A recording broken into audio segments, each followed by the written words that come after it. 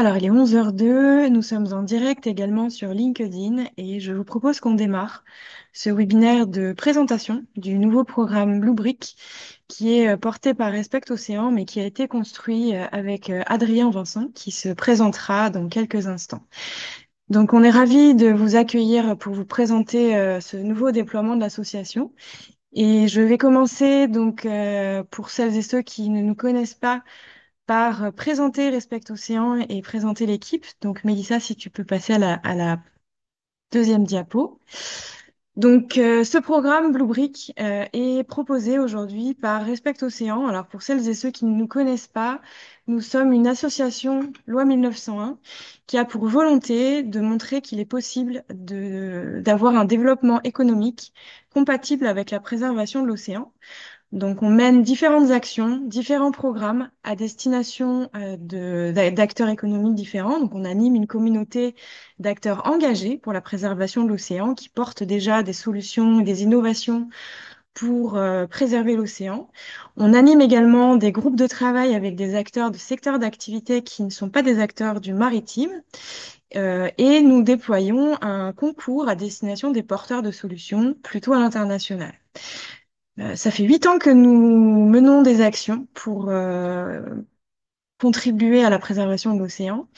Et au travers de tous les échanges qu'on a pu avoir, on s'est rendu compte que les PME du secteur maritime qui ont des activités historiques ont parfois des impacts et n'ont pas de programme d'accompagnement pour transformer leur modèle vers un modèle à impact positif. C'est la raison pour laquelle on a développé ce programme Bluebrick qui va vous être présenté par Adrien dans quelques instants. Mélissa, si tu peux passer à la diapositive juste après. Mais avant de laisser la parole à Adrien pour vous présenter plus en détail ce programme Bluebrick, voici une présentation de l'équipe. Donc, je laisserai Adrien et Jacques se présenter, et Mélissa également. Et moi, je suis Aurélie Dubois, déléguée générale de l'association Respect Océan. Peut-être que Adrien, Jacques et Mélissa, avant qu'on passe à la présentation de Bluebrick, vous pouvez peut-être dire deux mots pour vous présenter chacun votre tour. Oui, bonjour à tous, Adrien Vincent. Moi, je suis océanographe de formation, mais consultant depuis 15 ans et spécialisé dans des sujets d'économie bleue durable. Euh, et on s'est retrouvé avec Aurélie avec cette vision commune que il y avait beaucoup de soutien pour les startups du maritime. Il y avait beaucoup de grands groupes qui étaient en capacité d'accélérer leur transition par eux-mêmes, mais qu'on avait un peu un angle mort au niveau des PME et qu'on avait pas mal de retours du terrain qui nous disaient qu'il y avait la place pour plus de support et d'accompagnement. Et c'est comme ça qu'on a défini et réfléchi à ce programme ensemble depuis plusieurs mois. Bonjour à tous, je suis Jacques Juennet, je vis à Bordeaux, je suis consultant en stratégie comme Adrien depuis bientôt 15 ans et j'ai accompagné tout type de structures, des grands groupes PME, start-up, des institutions, avec un tropisme sur les sujets à impact et plus spécifiquement désormais sur les sujets de l'économie bleue et de l'économie bleue durable. Bonjour à toutes et à tous. Moi, je suis Mélissa. Vous me connaissez peut-être déjà via d'autres webinaires puisque je m'occupe de la communication et des partenariats pour Respect Océan et donc je viendrai en support pour la partie com de ce nouveau programme Bluebrick. Voilà, vous avez une présentation brève de l'équipe Bluebrick. Mélissa, tu peux passer à la diapositive juste après. Donc on a déjà évoqué les grandes lignes de ce programme Bluebrick et Adrien vient d'en rappeler la philosophie. Je crois, en ayant épluché la liste des participants d'aujourd'hui, que les éléments qui sont à l'écran aujourd'hui, pour la plupart d'entre vous, ne seront que des rappels. Donc, on va pas être trop long sur cette diapositive-là. Mais voilà, pour vous expliquer en deux mots, avant que Adrien rentre dans les petites lignes, les grandes lignes de ce programme, c'est qu'on a voulu créer, sur le modèle des accélérateurs de start-up, un programme d'accompagnement dédié aux PME de l'économie maritime pour les aider justement à effectuer cette transition. Et ce n'est pas uniquement un programme qui vise à leur permettre de mettre en place des actions RSE. C'est vraiment un programme beaucoup plus en profondeur que Adrien va vous présenter dans quelques instants. Donc, je te laisse la parole. J'ai juste un petit détail technique à dire, comme on n'est pas très nombreux, n'hésitez pas à lever la main pour pouvoir poser vos questions tout au long de la présentation. Ça sera plus interactif qu'on puisse y répondre au fil de l'eau. Donc, si vous voulez poser des questions, levez la main et je vous donnerai la parole. Si vous ne posez pas les questions, coupez vos micros pour la qualité d'écoute de tout le monde. Voilà, et donc je laisse la parole à Adrien. Merci beaucoup Aurélie Mélissa. Je veux bien que tu passes sur la slide suivante.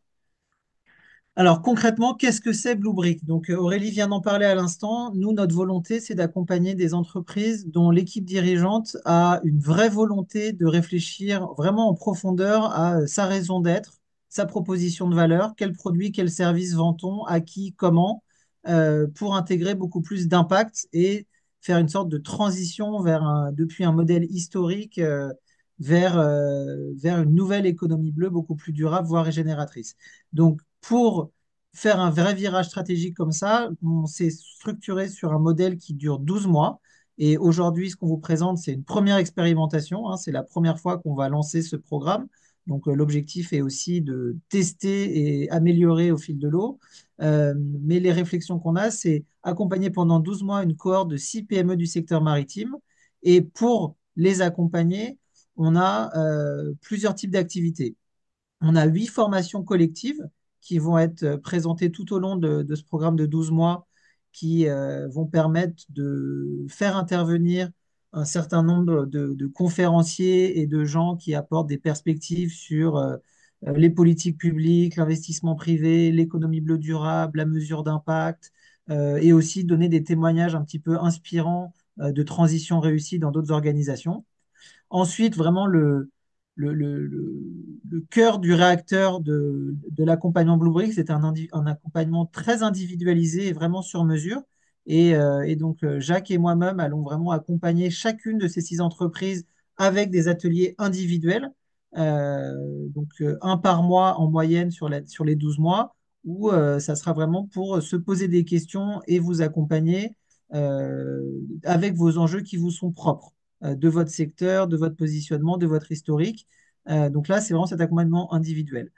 À côté de ça, on a aussi une grande base de données de mentors qui nous ont signalé leur volonté d'accompagner des entreprises et de mettre à disposition leur expérience, leur savoir-faire, qui soit sectoriel ou fonctionnel dans cette économie bleue. Et donc, en fonction des profils des PME qui rejoindront le programme, on ira de manière sur mesure chercher quelques mentors pour avoir un petit peu des avis expérimentés qui accompagnent le programme.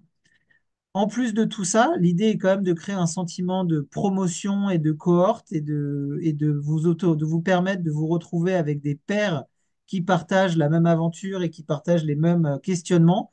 Et donc, on se rassemblera 4 fois lors d'off-site en présentiel pour permettre vraiment d'utiliser l'intelligence collective, de partager un peu les retours d'expérience, les progrès, les challenges et de travailler main dans la main. Et le programme se clôturera par un événement de restitution dans lequel on invitera vraiment un réseau élargi de cette économie bleue durable pour présenter un peu les prochaines étapes et la mise en place et l'implémentation concrète des stratégies qui auront été définies pendant un an. On a la chance d'être accompagné par un comité de suivi qui représente un certain nombre d'acteurs clés du secteur et qui nous apporte des perspectives publiques et privées. Donc, on a Caroline Jadot qui chapeaute déjà beaucoup de programmes d'accompagnement de PME avec la BPI et qui nous partage déjà beaucoup son expérience sur l'accompagnement et les bonnes pratiques d'accompagnement d'entreprises de cette taille-là. On a Philippe Monbet qui s'occupe du pôle mer Bretagne-Atlantique, qui lui aussi a l'habitude de travailler avec les entreprises du secteur. Philippe Renaudin, qui est le directeur général du Crédit Maritime, qui est aussi un de nos mécènes et qui, lui, notamment, va beaucoup nous aider sur toutes les réflexions autour du financement de cette transition. Minta Mea de la DG AMPA, représente un autre de nos mécènes, qui est le Fonds d'intervention maritime, et qui nous permet de rester ancrés dans les perspectives publiques et les programmes publics qui peuvent être aussi des accélérateurs et des boosters de cette transition, et finalement Sarah Lelong, qui est la présidente de Respect Océan. Slide suivante, Mélissa, s'il te plaît. Donc, si on fait un double clic plus concrètement sur comment va s'organiser ce programme, donc on l'a envisagé comme vraiment une sorte de voyage structuré en 4 grands modules qui correspondent chacun à un trimestre. Le premier module qu'on a appelé embarquement, là, l'idée est de vraiment s'assurer que, on a un point de départ et un diagnostic clair et partagé. Pour que nous, on soit derrière en capacité de vous accompagner au mieux, mais c'est par expérience l'occasion aussi de vous faire réfléchir et de vous faire vous poser des questions sur votre propre structure. Donc l'objectif, c'est de commencer ça, de faire ce premier module d'embarquement entre mai et juillet, pour ensuite basculer après l'été sur le choix du nouveau cap, qui là est vraiment de se projeter sur où est-ce qu'on veut que notre entreprise soit dans 5, 10, 15 ans, et quelles seraient les implications avec cette nouvelle vision et cette nouvelle mission en termes de stratégie de proposition de valeur. Donc quel nouveau produit, quel nouveau service, quelle valeur ajoutée pour nos partenaires et nos clients, et comment ça se traduirait comme repositionnement dans l'écosystème par rapport aux fournisseurs, aux clients et aux concurrents. Ça nous permet ensuite de basculer sur un troisième module qu'on a appelé réglage des voiles, mais qu'on peut comprendre comme l'opérationnalisation de cette stratégie. Donc, une fois qu'on sait où on veut aller, qu'est-ce qu'il faut faire pour être en ordre de bataille pour délivrer cette nouvelle stratégie? Donc, d'un point de vue modèle opérationnel, euh, comment l'entreprise doit-elle s'organiser en termes de business unit, en termes de responsabilité des uns et des autres? Est-ce qu'on a les bonnes compétences en interne? Quelles sont les compétences qu'on doit acquérir de manière organique ou en faisant du recrutement pour se donner les moyens de nos ambitions? Deuxième sujet absolument critique, qu'est-ce que ça veut dire d'un point de vue financier, et à quoi ressemblerait un business plan mis à jour en termes de projection, de nouveaux revenus et de coûts, pour bien confirmer que cette nouvelle stratégie est aussi rentable et source de croissance durable.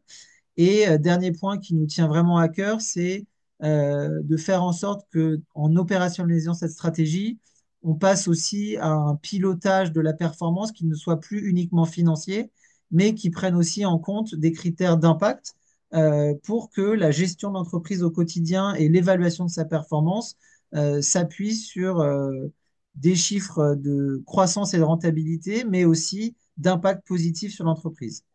Et tout ça nous amènera vers un quatrième module, le quatrième trimestre, qui est vraiment la mise en musique de toutes ces réflexions, en développant vraiment la feuille de route opérationnelle avec un plan d'action très concret à 6 à 12 mois, qui permettra de faire une transition douce en sortie de Bluebrick.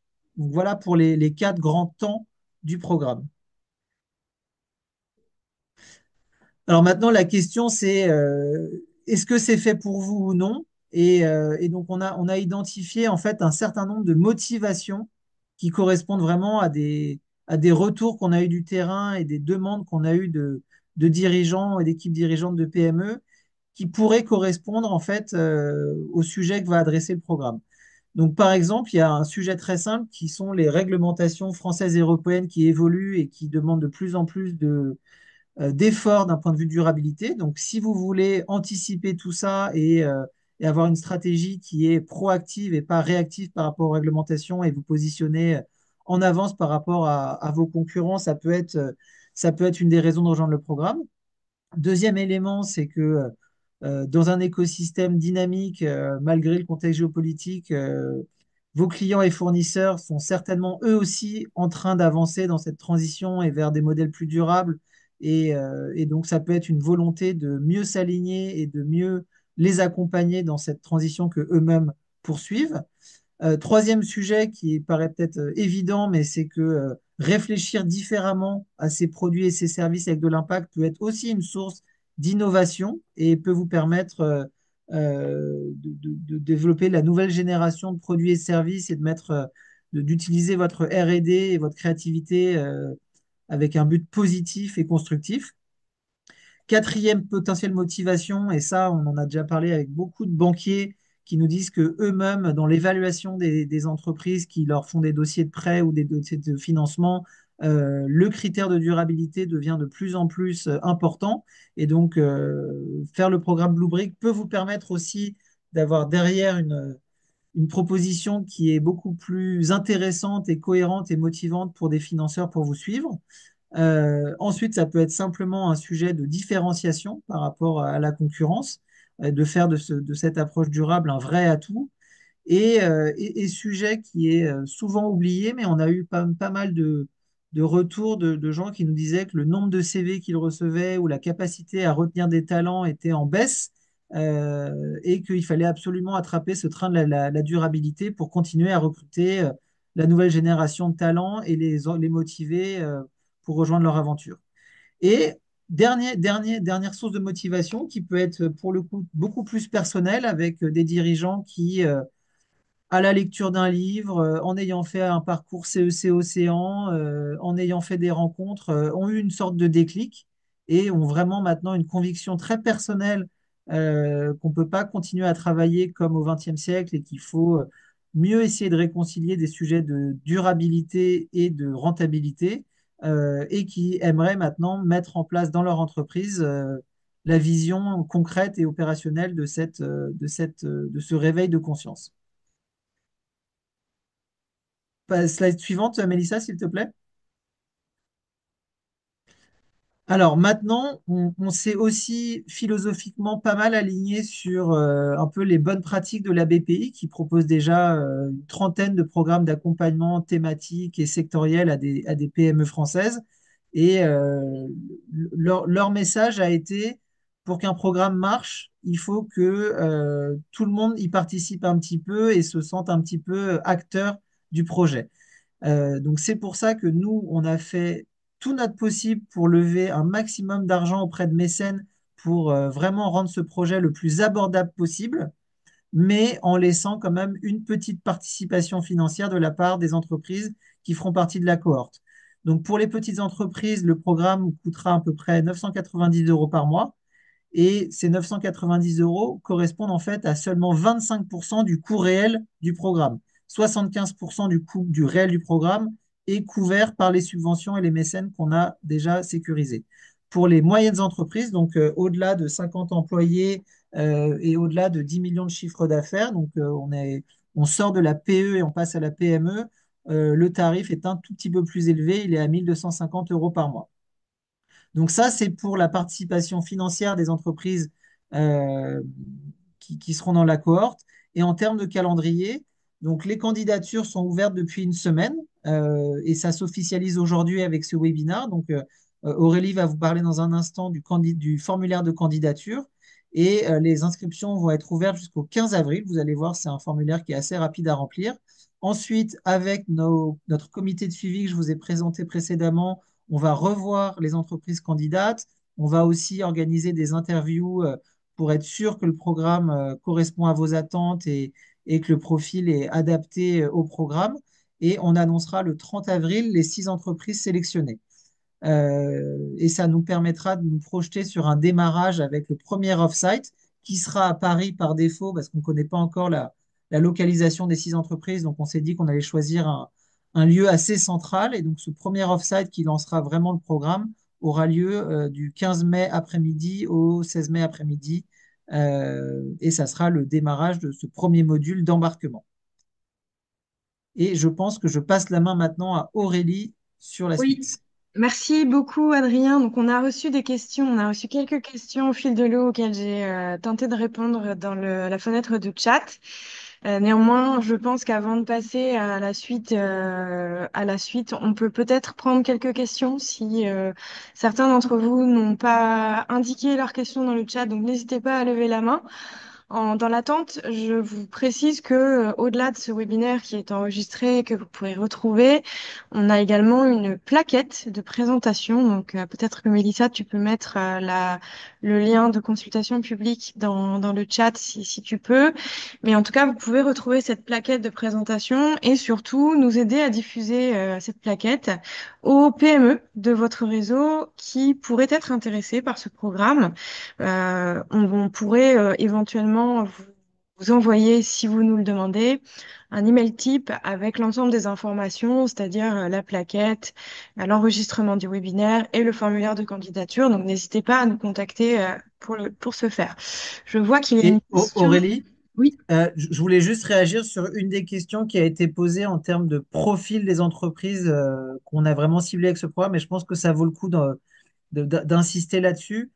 Vraiment, le point de départ et la motivation derrière Bluebrick, ça a été de se dire que pour les startups, il existe déjà beaucoup d'accompagnements qui sont disponibles auprès d'accélérateurs, d'incubateurs, de pépinières avec toutes sortes de modalités. Et donc, notre cible était plutôt d'aller aider des entreprises qui sont déjà installées. Et par exemple, une PME familiale qui existe depuis 20, 30, 50 ans, qui ne coche pas la case jeune entreprise ou jeune pousse et donc qui n'a pas accès à des subventions ou des programmes publics dédiés aux startups. Donc vraiment, notre cible, ce sont des entreprises qui sont déjà installées dans l'économie maritime. Ça peut être un chantier naval, ça peut être un armement de pêche, ça peut être une entreprise conchilicole, ça peut être une entreprise qui fait des motorisations ou des pièces détachées pour le naval euh, et qui a déjà pignon sur rue, qui est déjà installé, qui vend ses produits et ses services, mais qui se pose vraiment des questions d'évolution de son modèle d'affaires et de sa stratégie pour intégrer plus de durabilité.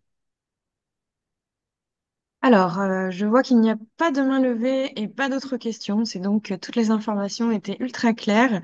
N'hésitez pas à nous contacter après le webinaire si vous avez des questions complémentaires.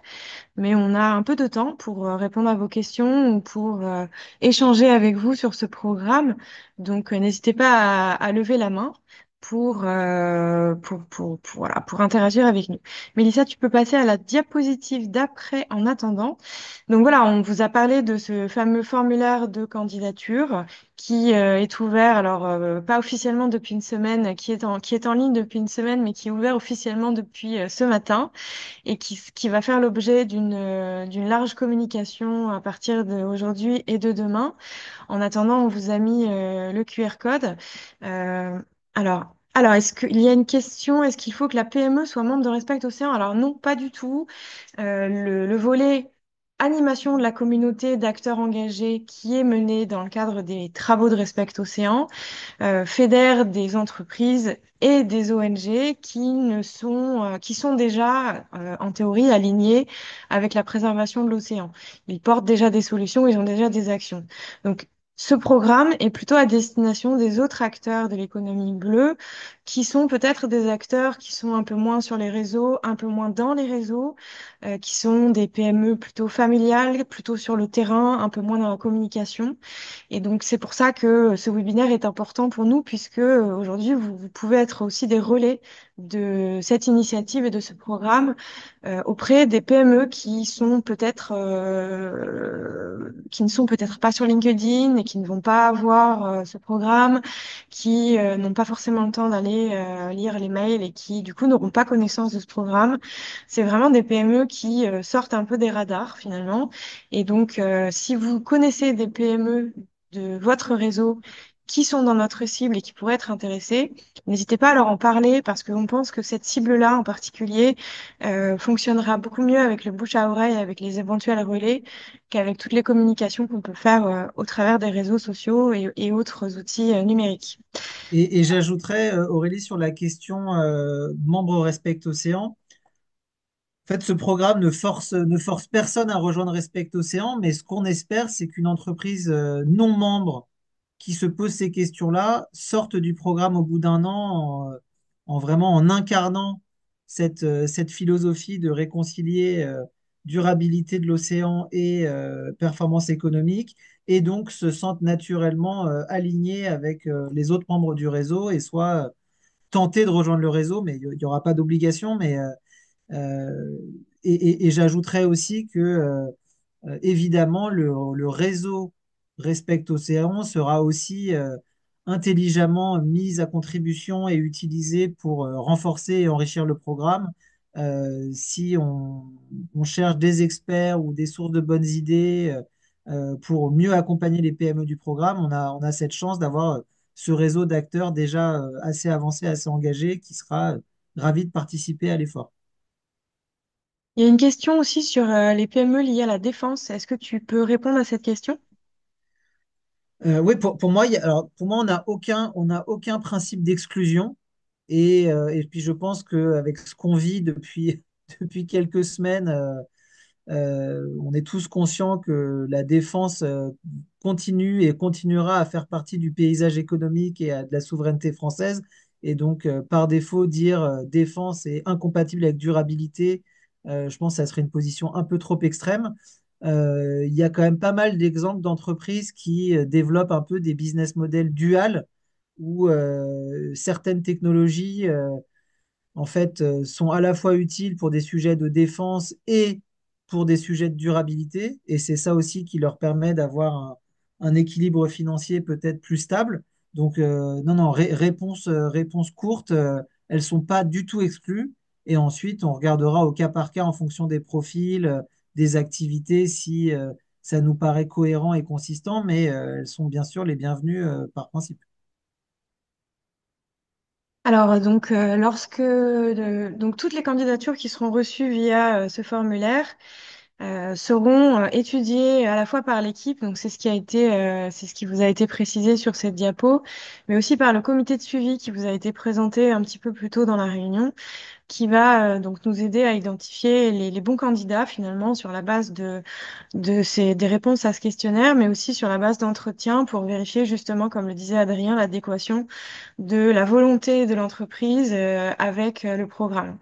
Voilà. Mélissa, tu peux peut-être passer à la diapo d'après. Voilà, donc bon, là, la diapo d'après, c'est les questions. Donc, je pense que certains d'entre vous les ont posées au fil de l'eau. N'hésitez pas hein, à interagir, à lever la main, à poser vos questions dans le chat si vous avez d'autres questions. Mais globalement, aujourd'hui, là, l'étape de ce programme, c'est vraiment de diffuser au maximum la connaissance de ce programme auprès des PME qui pourraient être intéressées, les inviter à soumettre une candidature via le formulaire pour que dans les temps, on puisse créer notre cohorte qui se réunira selon le calendrier qui vous a été présenté. Donc, je vais peut-être vous laisser lever la main. Je ne sais pas si Jacques, tu as des éléments à rajouter. Présenter rapidement à l'oral voilà, ce qu'il y aura dans la première session, mais dans les très grandes lignes. Oui, bien sûr, Aurélie, merci beaucoup. Effectivement, n'hésitez pas à poser vos questions, on sera ravis d'y répondre. À titre d'exemple, Adrien présentait tout à l'heure dans les grandes lignes les 4 modules et les 12 ateliers qui vont composer le programme et l'accompagnement euh, stratégique des entreprises de la cohorte. Ce qu'il faut avoir en tête, c'est que euh, ces ateliers, ils sont travaillés en amont. Cependant, on garde une marge de flexibilité dans la mesure où les entreprises auront certainement des profils différents, peut-être des niveaux de maturité différents, seront sur des industries possiblement différentes et demanderont aussi donc une marge de manœuvre et de flexibilité sur la conduite des ateliers. Cependant, on les a travaillés en amont et à titre d'exemple, je peux vous évoquer la façon dont on envisage de réaliser le premier atelier. Celui-ci, il aurait lieu idéalement sur site, dans la mesure où c'est une première immersion dans l'entreprise pour le conseil stratégique qui l'accompagnera. Et puis pour l'entreprise, c'est aussi une première immersion dans le programme Bluebrick. Et l'idée est naturellement de se rencontrer dans la vraie vie et de pouvoir découvrir votre activité sur place. Donc, dans un premier temps, un temps d'introduction avec une présentation de chacun, sachant que les personnes, c'est peut-être aussi un sujet qui est intéressant, de savoir quelles sont les personnes et les fonctions qui seraient mobilisées pour le programme au sein de chaque entreprise. Il y aurait naturellement le dirigeant de l'entreprise, les fonctions dirigeantes, et puis selon les ateliers, on pourrait imaginer mobiliser un ou une responsable marketing, stratégie, commerce, production, RH. Donc ça peut dépendre de la volonté du dirigeant d'impliquer certaines fonctions et puis des sujets qui sont abordés aussi. Donc, dans ce premier atelier, un temps de présentation de l'entreprise avec une découverte et une visite de l'entreprise dans la mesure du possible, une découverte de son histoire, de ses évolutions et des choix qui ont été faits ces dernières années, une découverte également de ses valeurs et de ses missions. Donc là, c'est un temps pour le conseil stratégique qui accompagnera l'entreprise. C'est un temps de découverte pour le conseil par l'entreprise. Avec aussi, je pense, un temps de compréhension du motif d'intérêt de la PME pour le programme. Et puis ensuite, des choses assez concrètes. Donc, comment l'entreprise aujourd'hui est structurée, comment est-elle organisée en interne, quelle est la répartition des services, leurs fonctions, les responsables de services, une vue d'ensemble dans les grandes lignes des résultats de l'entreprise ces dernières années.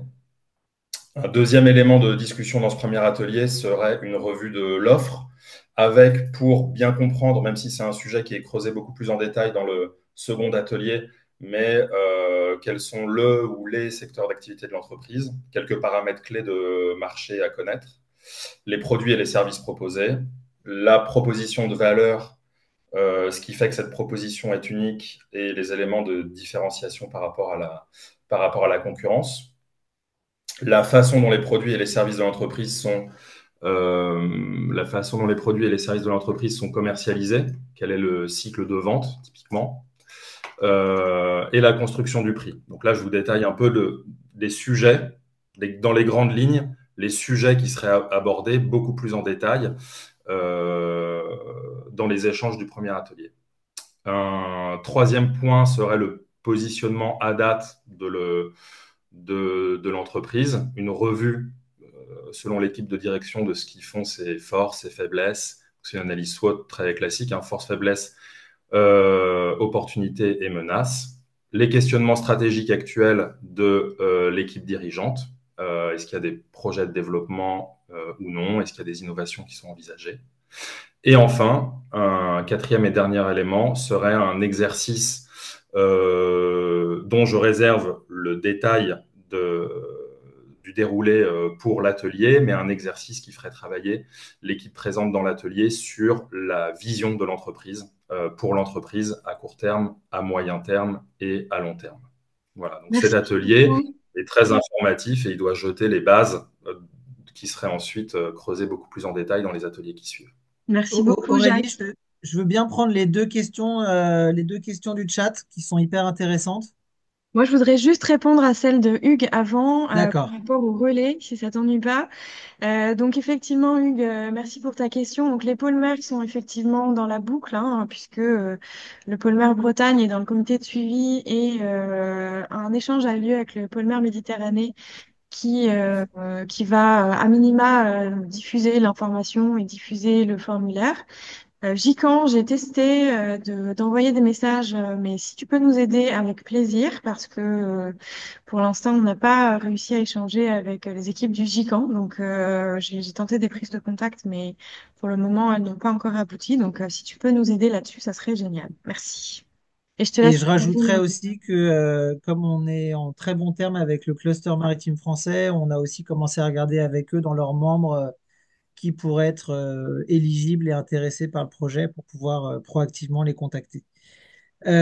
Sur la dernière question, sur la répartition sur site versus distanciel et le volume horaire nécessaire, est-ce que Mélissa, tu peux nous remettre la slide 5? Ça permettra peut-être d'illustrer un peu la discussion.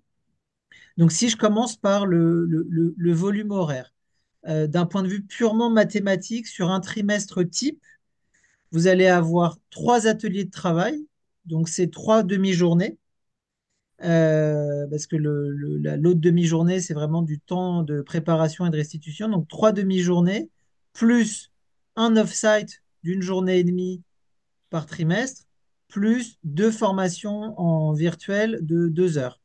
Ce qui fait au total à peu près un jour et demi par mois de temps vraiment avec l'équipe Bluebrick.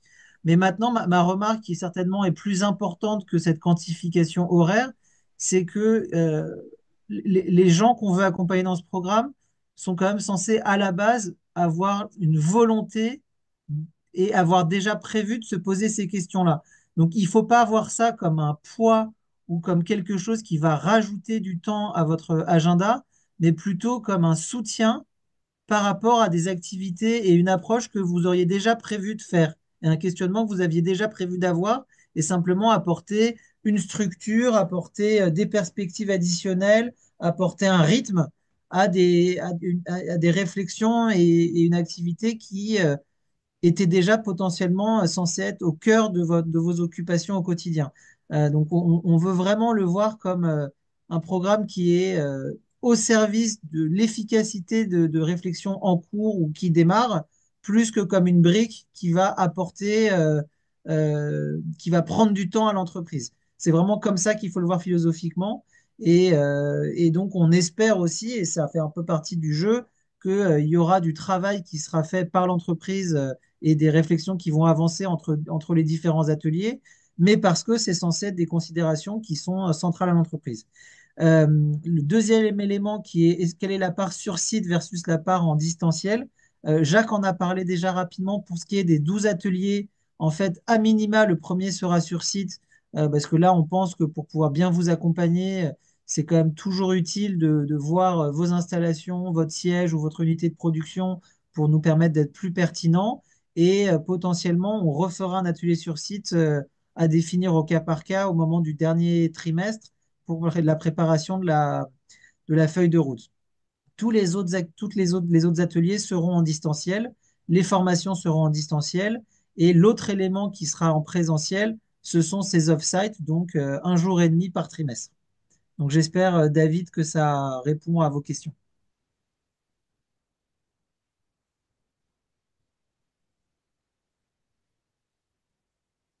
Alors, est-ce qu'il y a d'autres questions? Est-ce que certains d'entre vous identifient déjà à la lecture à l'écoute de ce webinaire des entreprises de la réseau qui pourraient être dans la cible ou qui pourraient être intéressées? Est-ce que certains d'entre vous pensent instinctivement à des PME? Si c'est le cas, n'hésitez pas à nous les envoyer même après, hein, ou à nous les aiguiller ou à leur envoyer la plaquette du programme. Ce qu'on fera, c'est qu'on va vous envoyer l'enregistrement de ce webinaire avec le formulaire de candidature, avec le lien vers la plaquette, afin que vous puissiez éventuellement relayer après ce webinaire. On vous enverra ça en début de semaine prochaine pour que vous puissiez relayer aux membres de votre réseau qui sont dans la cible. Je vois qu'il n'y a pas d'autres questions, qu'il n'y a pas de main levée, donc on va laisser encore quelques minutes. Et puis, sinon, on va mettre un terme à ce webinaire de présentation. Donc, merci à toutes et à tous pour l'intérêt pour cette présentation et pour ce nouveau programme, en espérant que ça éveille chez vous ou chez des acteurs de votre écosystème une curiosité et une demande d'informations complémentaires. Donc, on est évidemment toute l'équipe à votre disposition à l'issue de ce webinaire pour répondre à vos autres questions qui pourraient venir.